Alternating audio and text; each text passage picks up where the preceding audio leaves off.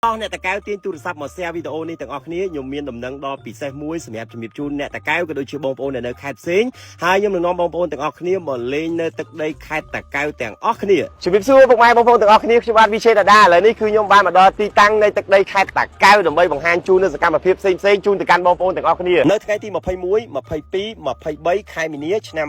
2025ខេត្តតកៅប្រពៃនៅកម្មវិធីបុណ្យទន្លេលើកទី9ដូច្នេះហើយសម្រាប់បងប្អូនទាំងអស់គ្នាដែលនៅខេត្តតកៅវឺតឡើងប្រញាប់ share វីដេអូនេះដើម្បីចែកម្លែកព័ត៌មានទាំងអស់នេះទៅកាន់បងប្អូនដែលនៅខេត្តផ្សេងៗក៏ដូចជាភ្ញៀវទេសចរអន្តរជាតិឲ្យបានមកលេងខេត្តតកៅបងប្អូនដឹងហើយថាខេត្តតកៅគឺជាខេត្តមួយដែលល្បីជាមួយនឹងបង្កងធម្មជាតិឆ្ងាញ់មែនទែនក៏ដូចជារមណីយដ្ឋានជាច្រើននៅខេត្តតកៅ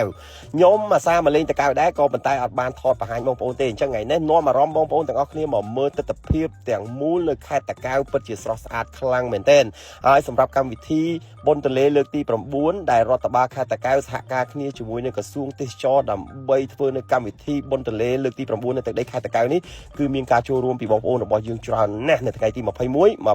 23ខែមីនាឆ្នាំ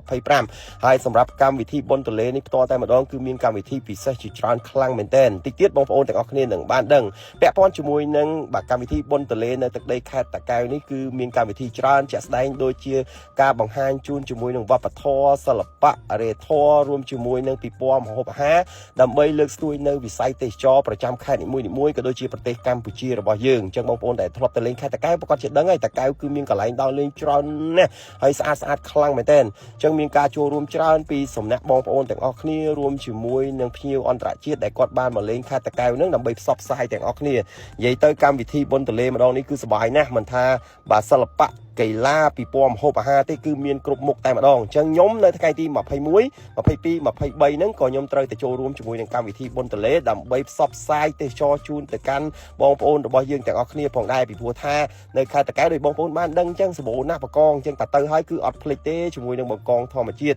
អញ្ចឹងកុំភ្លេចសម្រាប់បងប្អូនទាំងអស់គ្នាចូលរួម share វីដេអូនេះដើម្បីលើកស្ទួយនៅវិស័យទេសចរប្រចាំប្រទេសកម្ពុជារបស់យើងហើយមិនត្រឹមតែប៉ុណ្ណោះបាទសម្រាប់ថ្ងៃបុណ្យ